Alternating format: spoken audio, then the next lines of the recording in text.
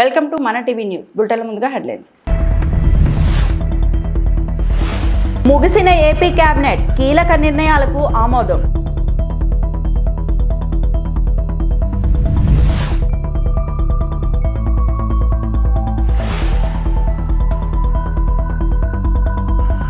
$714 కోట్లతో Secunderabad railway station ఆధునీకరణ వేగవంతం. కేంద్ర మంత్రి కిషన్ రెడ్డి.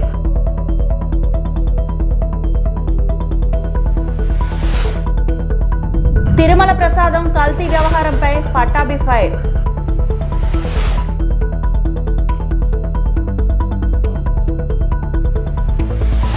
ఏపీ మంత్రివర్గ సమావేశం ముగిసింది. సీఎం చంద్రబాబు అధ్యక్షతన జరిగిన ఈ భేటీ 3.5 గంటల పాటు సాగింది. సుమారు 70 అజెండా అంశాలపై సమావేశంలో చర్చించారు.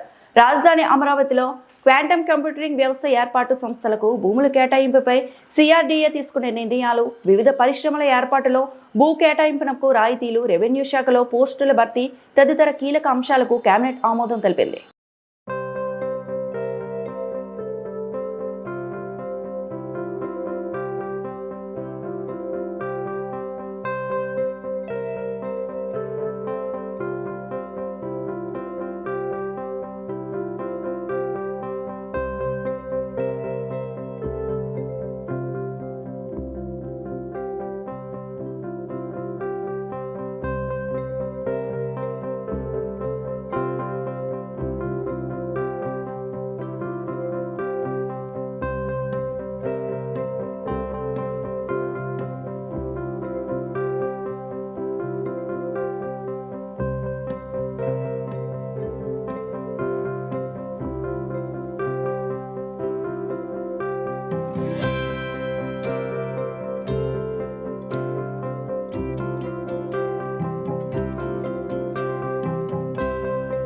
సికింద్రాబాద్ రైల్వే స్టేషన్ ను అంతర్జాతీయ ప్రమాణాలకు అనుగుణంగా పునర్నిర్మిస్తున్నట్లు కేంద్ర మంత్రి కిషన్ రెడ్డి ప్రకటించారు. దక్షిణ భారతదేశంలో సికింద్రాబాద్ రైల్వే స్టేషన్ కు ప్రత్యేక ప్రాధాన్యత ఉందని ఆయన పేర్కొంటూ, అమృత్ భారత్ పథకం కింద 714 కోట్లతో ఈ స్టేషన్ ను ఆధునీకరిస్తున్నామని, ఇప్పటికే 50% పనులు పూర్తయ్యాయని ఆయన తెలిపారు. ప్రయాణికులకు ఎలాంటి ఇబ్బందులు కలగకుండా రైల్వే స్టేషన్ అభివృద్ధి పనులు వేగంగా జరుగుతున్నాయని స్పష్టం చేశారు. ప్రస్తుతం 197,000 మంది ప్రయాణికులు రోజువారీగా ఈ స్టేషన్ కు వస్తున్నారని, ప్రతి గంటకు సుమారు 23,000 మంది ప్రయాణికులు రాకపోకలు సాగిస్తున్నప్పటికీ పనులు వేగం తగ్గకుండా జాగ్రత్తలు తీసుకుంటున్నామని మంత్రి తెలిపారు. నూతన నిర్మాణాలలో భాగంగా south main building, multi level car parking, traveller తో కూడిన ఫుట్ ఓవర్ బ్రిడ్జ్ నిర్మాణ పనులు చకచకా జరుగుతున్నాయని ఆయన వెల్లడించారు. చూశారు కాబట్టి ఇక్కడ రోజు 1,97,000 మంది వస్తారు. ప్రతి గంటకు 23,000 మంది వస్తారు. ఇక్కడ ఒక్కొక్కసారి పీక్ అవర్ లో ఎవ్రీ అవర్ 23,000 ప్యాసింజర్స్ ఇప్పుడు వస్తున్నారు. కాబట్టి ఇంత ఉంచుతూ మనము పనిచేయడము కఠినమైనప్పటికీ కూడా అధికారులు చాలా శ్రమ చేసి, కష్టమైనప్పటికీ కూడా ప్రతిరోజు 1,97,000 మంది కెపాసిటీ ఉంది ఇప్పుడు ఎగ్జిస్టింగ్. దీన్ని ఆల్మోస్ట్ ప్రతి డే 2,70,000 మంది ప్యాసింజర్స్ కు రావడానికి పోవడానికి ఎవ్రీ డే ఇక్కడ నిర్మాణము, వసతులు, ఆ రకమైనటువంటి ప్లానింగ్ చేశామన్న విషయాన్ని ఈ సందర్భంగా మనం చేస్తున్నాను. ఇక్కడ ఎవ్రీ అవరు ఆల్మోస్ట్ 32,500 మంది ప్యాసింజర్స్ వచ్చే విధంగా, ఆ రద్దీని తట్టుకునే విధంగా ఫెసిలిటీస్ ఏర్పాటు చేస్తా ఉన్నాం. అదే కాకుండా ఇక్కడ చాలా పెద్ద ఎత్తున మీరు చూశారు, భవిష్యత్తును దృష్టిలో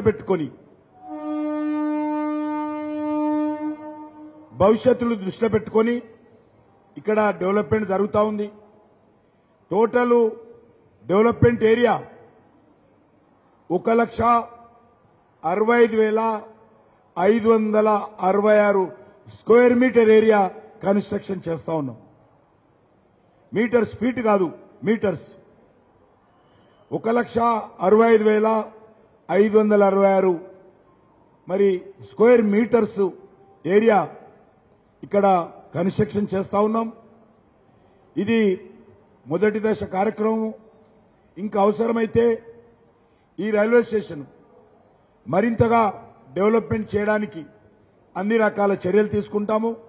మీకు అందరూ తెలుసు, ప్రధానమంత్రి గారు ఎక్కడైతే మనం కూర్చున్నామో ఇక్కడికే వచ్చి ఆయన స్వయంగా వారి చేతుల మీదుగానే భూమి పూజ చేయించాను. వాటర్ షెడ్ల అభివృద్ధిలో స్థానిక సంస్థలతో పాటు ప్రభుత్వ శాఖల్ని భాగస్వామ్యం చేయడం ద్వారా మెరుగైన ఫలితాలు సాధించవచ్చని కేంద్ర గ్రామీణాభివృద్ధి శాఖ సహాయ మంత్రి పెమ్మసాని చంద్రశేఖర్ అన్నారు. గుంటూరు ఐటీసీ హోటల్లో వాటర్ షెడ్ల అభివృద్ధి, భూగర్భ జలాల పరిరక్షణ సమావేశానికి ఆయన ముఖ్య అతిథిగా హాజరయ్యారు. Thank you so much from the bottom of my heart to all of you. This is actually a third rural development related national conference that's being held in Guntur area, especially in Andhra Pradesh. The reason we wanted to do these things in Guntur or in Andhra Pradesh is actually to support the government of India. If you look at Modi ji, he has been working tirelessly hard, coming up with excellent schemes that uplift our entire country and make it to Viksit Bharat. But the implementation of those schemes is what matters at the end, and that is what going to change it. So, under our visionary Chief Minister Sri Nara Chandrababu Naidu Garu and our Rural Development Minister Sri Pawan Kalyan Garu, with all of us being here, we wanted to be the role model to take these things forward, so that at least whatever we could contribute to the nation building will come from Andhra Pradesh. That's the reason why we take these things so seriously.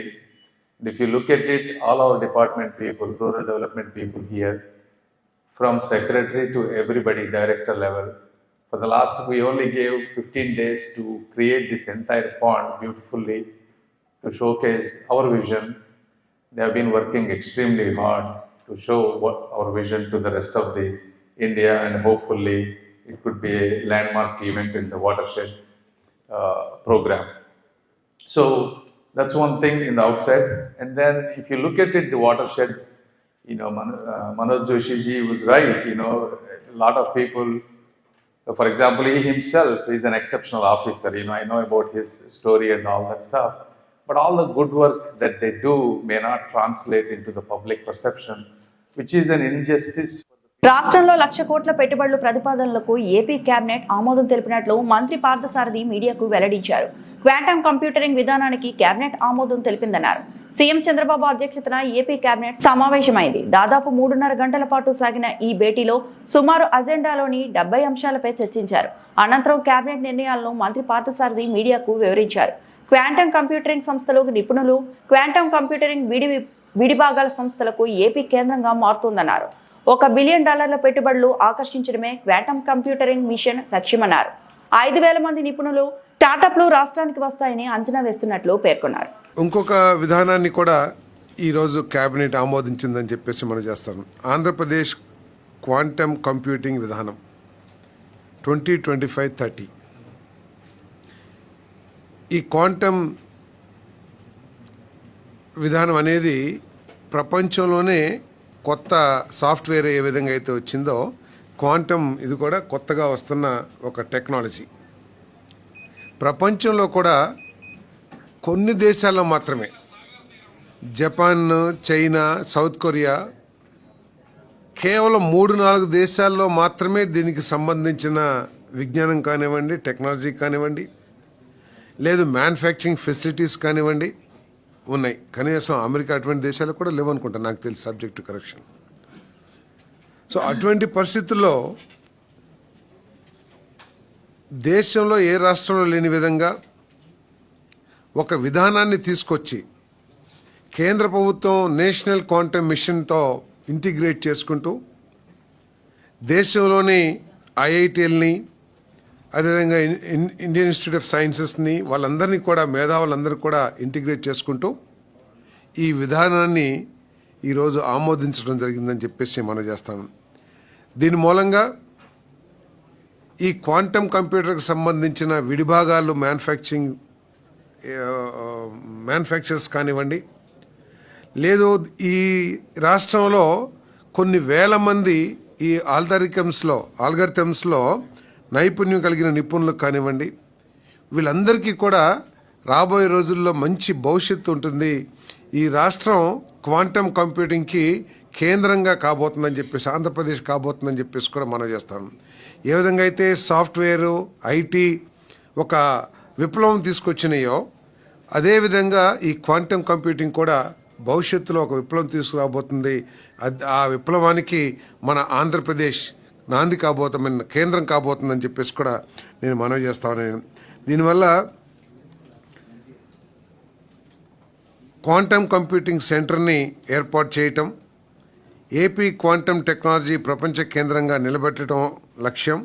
స్టార్టప్లు, విద్యా సంస్థలు మరియు తయారీదారులకు ఆర్థిక ప్రోత్సాహకాలు అందించటం, అదేవిధంగా quantum computer అమలు చేయడం మరియు $1 బిలియన్ పెట్టుబడుల్ని ఆకర్షించడానికి ఈ విధానం యొక్క లక్ష్యాలని చెప్పేసి మనవి చేస్తామని నేను.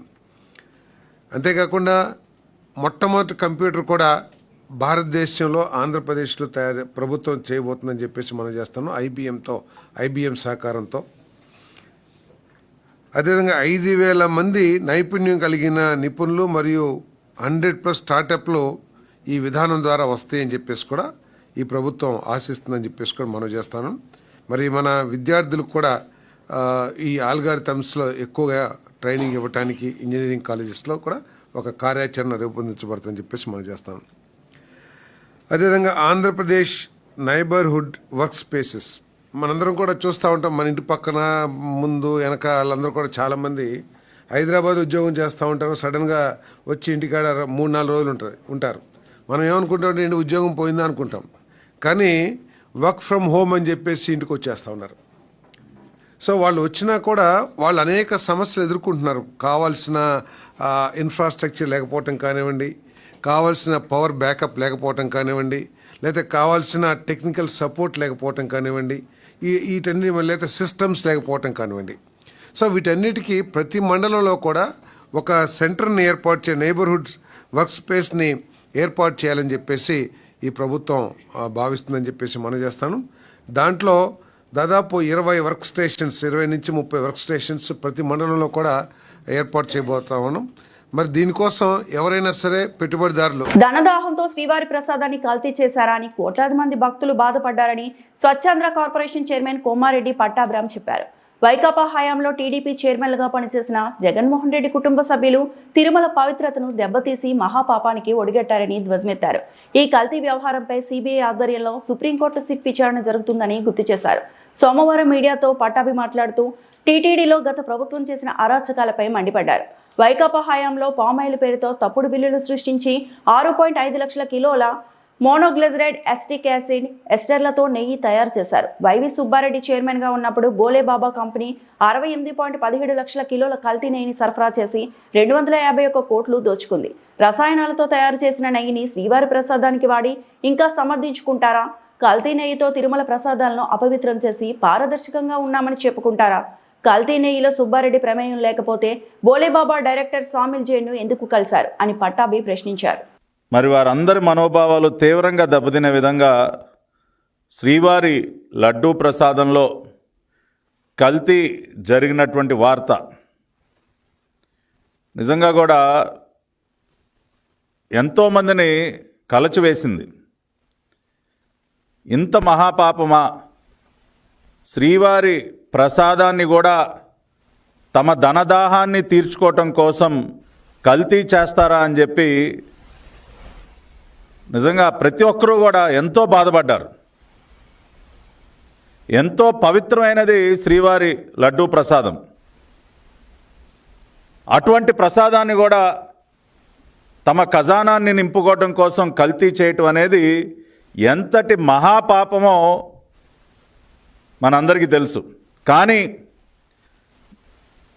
నిస్సిగ్గుగా మరి ఆనాటి ప్రభుత్వ పెద్దలు వైఎస్ఆర్ కాంగ్రెస్ పార్టీ ప్రభుత్వ హయాంలో టీటీడీ చైర్మన్లుగా పనిచేసినటువంటి జగన్మోహన్ రెడ్డి కుటుంబ సభ్యులు వైవి సుబ్బారెడ్డి కానీ కరుణాకర్ రెడ్డి కానీ వీరిద్దరూ చైర్మన్లుగా తిరుమల తిరుపతి దేవస్థానాన్ని దోచుకొని, శ్రీవారి సొమ్ముని దోచుకొని ఆఖరికి శ్రీవారి ప్రసాదాన్ని కూడా కల్తీ చేసి మహాపాపానికి ఒడిగట్టారు. ఆ కల్తీ వ్యవహారాన్ని నిగ్గు తేల్చడానికి దేశ అత్యున్నత న్యాయస్థానం అయినటువంటి సుప్రీంకోర్టు ఒక స్పెషల్ ఇన్వెస్టిగేటింగ్ టీంని ఏర్పాటు చేసి విచారణ చేయమని ఆదేశించినటువంటి పరిస్థితి. క్రైమ్ నంబర్ 470/2024 మరి ఎఫ్ఐఆర్ సంబంధించి విచారణ మొత్తం కూడా సిబిఐ ఆధ్వర్యంలో సుప్రీంకోర్టు ఆదేశాల మేరకు స్పెషల్ ఇన్వెస్టిగేటింగ్ టీం మరి ఇదంతా కూడా విచారణ చేస్తూ ఉంది. దీనికి సంబంధించి ఇప్పటికే అనేక మందిని విచారించడం, అరెస్టులు చేయటం అన్నీ కూడా చూసాం. కానీ లేటెస్ట్గా అజయ్ కుమార్ సుగంధ్ ఈ కేసులో అక్యూజ్డ్ నంబర్ 16గా ఉన్నటువంటి అజయ్ కుమార్ సుగంధ్ యొక్క అరెస్టు, దానికి సంబంధించి సిట్ వారు సబ్మిట్ చేసినటువంటి రిమాండ్ రిపోర్ట్లో కొన్ని సంచలనాత్మకమైనటువంటి వాస్తవాలు బయటపడినటువంటి పరిస్థితి. ఎవరు ఈ అజయ్ కుమార్ సుగంధ్ అంటే సుగంధ్ ఆయిల్ అండ్ కెమికల్స్ కంపెనీకి యజమాని. న్యూఢిల్లీలో పంజాబీ బాగ్ వద్ద ఉన్నటువంటి సుగంధ్ ఆయిల్ అండ్ కెమికల్స్ యజమాని అయినటువంటి అజయ్ కుమార్ సుగంధ్ మరి ఈ కేసులో ప్రధాన ముద్దాయిలైనటువంటి Pomil Jain, Vipin Jain, Bholebaba organic dairy milk private limited Bholebaba dairy యజమానులైనటువంటి పొమిల్ జైన్, విపిన్ జైన్ వీరిద్దరికీ కూడా అత్యంత సన్నిహితుడు ఈ అజయ్ కుమార్ సుగంధ్. మెడికల్ కాలేజీల ప్రైవేటీకరణకు వ్యతిరేకంగా వైసీపీ చేపట్టిన కోటి సంతకాల సేకరణ కార్యక్రమంలో మాజీ మంత్రి అంబటి రాంబాబు పాల్గొన్నారు. గుంటూరు జిల్లా కోర్టు ప్రాంగణంలో జరిగిన ఈ కార్యక్రమంలో నగర అధ్యక్షురాలు సూరి ఫాతిమా కూడా పాల్గొన్నారు. ఈ సందర్భంగా అంబటి రాంబాబు ప్రభుత్వ విధానాలు దేవాలయాలను రాజకీయ ప్రయోజనాలకు వినియోగిస్తున్నారని ఆరోపిస్తూ తీవ్ర వ్యాఖ్యలు చేశారు. అంబటి రాంబాబు మాట్లాడుతూ తిరుమలలో 1985 నుంచి భక్తులకు ఉచిత భోజనం అందిస్తున్నారని, ఇందుకోసం భక్తులు 27,000 కోట్లకు పైగా విరాళాలు సమకూర్చారని తెలిపారు. నేను అక్కడ భోజనం చేసినప్పుడు భోజనం బాగుందని మాత్రమే చెప్పాను. దాన్ని కూడా రాజకీయంగా మలచడం చంద్రబాబు స్టైల్ అని ఆయన వ్యాఖ్యానించారు. దేవుణ్ణి రాజకీయాలకు వాడటం వాళ్లకు అలవాటు అని, లడ్డూ ప్రసాదం విషయాన్ని చంద్రబాబు రాజకీయ రంగంలోకి లాగారంటూ వ్యాఖ్యానించారు. రాజకీయ కక్ష కోసం ఇంత దారుణంగా వ్యవహరిస్తున్నటువంటి వ్యక్తి నారా చంద్రబాబు నాయుడు గారికి దేవుడన్నా దైవం అన్నా కూడా లెక్కలేదు. పవర్ రాజకీయం. జగన్మోహన్ రెడ్డి గారి మీద బురద జల్లటం, వైఎస్ఆర్ కాంగ్రెస్ పార్టీ వాళ్ళ మీద బురద జల్లటం, దేవుణ్ణి అడ్డం పెట్టుకొని అన్యాయంగా అక్రమంగా సెంటిమెంట్తో వైఎస్ఆర్ కాంగ్రెస్ పార్టీ మీద దుష్ప్రచారం చేయటమే ప్రధాన ధ్యేయంగా ఇలాంటి తప్పుడు మాటలు మాట్లాడినటువంటి దుర్మార్గుడు నారా చంద్రబాబు నాయుడు గారు. ఇది నేను ప్రత్యేకంగా చెప్పాల్సిన అవసరం లేదు. ఈ సిరీస్ చూస్తే అర్థమైపోతుంది అందరికీ కూడా. ప్రపంచంలో ఉన్నటువంటి హిందూ భక్తులందరూ కూడా ముక్కు మీద వేలేసుకున్నారు. ఏమిటి హిందుంపదగా? వాడన్నీని వాడేశారని చెప్తున్నాడు, కడవని కల్తీని కలిసిందని చెప్తున్నాడు, పంది కొవ్వంటున్నాడు, పశువుల కొవ్వంటున్నాడు, మాంసపు కొవ్వంటున్నాడు. ఏమిటి అన్యాయం అని అపవిత్రంగా భావించారు దేశంలో ఉన్నటువంటి ప్రపంచంలో ఉన్నటువంటి భక్తులు. ఆ ఆవేదనతో మాజీ చైర్మన్ అయినటువంటి సుబ్బారెడ్డి గారు సుప్రీంకోర్టును ఆశ్రయించారు. అత్యున్నతమైన న్యాయస్థానం భారతదేశంలో విచారణ జరిపారు. విచారణ జరిపి చివాట్లు పెట్టారు. అసలు వాడని నెయ్యిని వాడినట్టుగా ఎలా చెప్తాడు చంద్రబాబు నాయుడు గారు ముఖ్యమంత్రి అయినంత మాత్రాన? ఈవో వాడలేదని చెప్తే, దానిలో కల్తీ వనస్పతి అని ఉంటే అది తిప్పి పంపిస్తే జంతువులు కొవ్వని ఎలా చెప్తాడు చంద్రబాబు నాయుడు గారు? ఒక ముఖ్యమంత్రి ఇలా చెప్పొచ్చునా అని వేసింది. ఇలా మాట్లాడకూడదని కూడా చెప్పింది. చెప్పి విచారణ జరపవలసిందిగా కోరారు. సిబిఐ విచారణ కావాలని సుబ్బారెడ్డి గారు కోరారు. అయితే సిబిఐ డైరెక్టర్ పర్యవేక్షణలో సిట్టు వేసి చెయ్యాలని సుప్రీంకోర్టు ఆదేశించింది. ఆదేశిస్తూ ఒక మాట చెప్పింది, భగవంతుడైన రాజకీయాలకు దూరంగా పెట్టండి ఆ స్వామి, భగవంతుడు కూడా రాజకీయాల్లోకి లాక్కండి, తిరుమల తిరుపతి దేవస్థానాన్ని రాజకీయాల్లోకి లాగేటటువంటి ప్రయత్నం చేయకండి, ఒకటే తెలుసుకోండి, ఆ నెయ్యిలో కల్తీ కలిసిందా కలవలేదా, ఆ ఒక్కటి తేల్చండి అనేటువంటి మాట చెబితే అది వదిలేశారు. ఎవరి మీద కక్ష తీర్చుకుందాం? సుబ్బారెడ్డి కోర్టుకు వెళ్ళాడు కదా, సుబ్బారెడ్డి గారు వైఎస్ఆర్ కాంగ్రెస్ పార్టీ ముఖ్య నేతల్లో ఒకడు కదా, టీటీడీ చైర్మన్గా పనిచేశారు కదా, ఆయన ఏ విధంగా దుష్ప్రచారం చేద్దాం? ఈనాడులో, ఆంధ్రజ్యోతిలో, TV5లో, ABNలో, ఈటీవీలో రాసే కథనాలు రాయించే కార్యక్రమం చేస్తున్నారు. వీటన్నిటికన్నా మించి ఇందాక నేను చెప్పినట్టుగా ఎవరో ఒకరిని పట్టుకొస్తారు కదా, చిన్న అప్పన్న ఆయన పట్టుకున్నారు. తిరుపతి జిల్లా రేణిగుంట గాజులమన్యం పోలీస్ స్టేషన్ పరిధిలో జరిగిన మనోజ్ హత్య కేసును పోలీసులు ఛేదించారు. గాజులమన్యం పోలీస్ స్టేషన్లో జరిగిన మీడియా సమావేశంలో అదనపు ఎస్పీ రవి మనోహర్ చారి వివరాలు వెల్లడించారు. మనోజ్పై దొంగతనం కేసులు ఉన్నాయని, అతని స్నేహితుడు హరిప్రసాద్ భార్య గురించి తప్పుగా మాట్లాడడం హత్యకు కారణమైంది అన్నారు. నిందితులను అరెస్టు చేసి రిమాండ్కు తరలిస్తున్నట్లు తెలిపారు. ఎల్లమన్యం విఆర్ఓ గారు డి రామ్మూర్తి గారు ఇచ్చినటువంటి కంప్లైంట్ ఏంటంటే, లక్ష్మీనగర్ సమీపంలో ఉన్నటువంటి పాడుబడ్డ 3 అంతస్తుల భవనం వద్ద దుర్వాసన వస్తోంది అని దాని మీద కంప్లైంట్ ఇచ్చినప్పుడు అతనికి వేరే వాళ్ళు ఎవరో తెలియజేశారు. ఆ తెలియజేసిన దాని మీద ఒక కంప్లైంట్ తీసుకొని అక్కడికి పోయి చూస్తే ఒక సంపు ఉంది. సంపులో ఒక మానవాకారానికి పట్టా చుట్టి పడేసినట్టుగా ఉంది. సో దాన్ని సబ్సిక్వెంట్గా ఆ ఇచ్చిన కంప్లైంట్ మీద ఎఫ్ఐఆర్ చేసి ఆ పట్టాన్ని తొలగిస్తే ఒక మానవ శరీరం ఉంది అందులో చనిపోయినటువంటిది. దాన్ని క్లూస్ టీమ్ సహాయంతో, RFSL సైంటిఫిక్ టీం సహాయంతో ఆ నేరస్థలానికి పిలిపించి ఆ మృతుడి యొక్క వేలిముద్దలు తీస్తే అతను గతంలో ఒక ప్రీవియస్ వైర్ అఫెండర్, అతని పేరు కొండూరు మనోజ్. అతను చాలా కాలంగా వైర్ అఫెన్సెస్ చేస్తున్నటువంటి గత చరిత్ర ఉంది, అతని నేర చరిత్ర ఉంది. తర్వాత దీంట్లో సరే సబ్సిక్వెంట్గా దాన్ని దర్యాప్తులో తేలింది ఏమంటే, ఇతనితో పాటు ఇతన్ని ఒక 3 ముద్దాయిలు, హరిప్రసాద్ అనే అతను, అదేవిధంగా సుధాకర్ అతని తమ్ముడు సుధాకర్, అదే శ్యామ్సన్ అనే ఇంకొక స్నేహితుడు, వీళ్ళు 3 కూడా ఇతన్ని చంపినట్లుగా మాకు దర్యాప్తులో తేలింది. దాంట్లో ఏమంటే ఇతను ఎక్కడైనా దొరికితే కారణం అతను చెప్పిన కారణం ఏంటంటే, ఎక్కడైనా దొరికితే నాతో పాటు హరిప్రసాద్ కూడా చేశాడు అని ఒకటి, అతని భార్య మీద ఏదో అనవసరంగా కామెంట్స్ చేయడం ఒకటి. సో ఇలా 2-3 వాళ్ళిద్దరి మధ్యలో చిన్న ఉన్నాయి. దానివల్ల ఇంటికి పిలిపించి అతన్ని చంపి మా బాడీని అంతా ర్యాప్ చేసి ఇక్కడ ఉండేటువంటి ఇప్పుడు చెప్పినటువంటి ఎక్కడైతే బాడీ దొరికిందో ఆ బాడీ ఉన్నటువంటి ప్రదేశంలో పడేశారు. దీనిలో సైంటిఫిక్గా ఇన్వెస్టిగేట్ చేసి ఎవరు చేశారు ఏం సంగతి అనేది కంప్లీట్గా మన రేణిగుంట DSP గారు ముందుండి మొత్తం తన టీంతో టౌన్ ఇన్స్పెక్టర్ కానీ, మన రూరల్ ఇన్స్పెక్టర్ కానీ, మా PSI కానీ, మిగతా మా రూరల్ SI కానీ అందరినీ ముందుండి నడిపించారు. బట్ మీరు 6వ తేదీ రిపోర్ట్ అయితే ఈరోజు ఆల్మోస్ట్ 10 అంతే, అంటే ఆల్మోస్ట్ 2-3 రోజుల్లోనే కేసు దర్యాప్తుకు తీసుకొచ్చారు. మా SP గారు కూడా వీళ్ళ చర్యను అప్రిషియేట్ చేశారు. కాబట్టి ఇంకా దీనిలో ఇంకా చాలా ఇన్వెస్టిగేషన్ ఉంది. అప్పుడే చెప్తే దర్యాప్తులో ఉన్న అంశాలు మరింత చెప్తే బాగోదు కాబట్టి ఇప్పటికి ముగిచ్చేస్తున్నాం. వీళ్ళని రిమాండ్ పంపిస్తాం కోర్టు. గుజరాత్ లో అరెస్ట్ అయిన 3 ICS ఉగ్రవాదుల్లో ఒకరు విషపూరిత ఆహారంతో ప్రజలను చంపాలని ప్రయత్నిస్తున్నట్లు పోలీసులు తెలిపారు.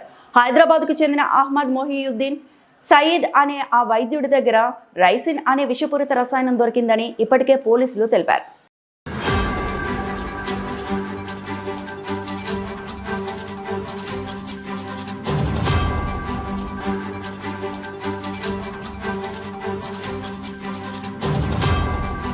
ఈ వార్తలు ఇంతటితో సమాప్తం.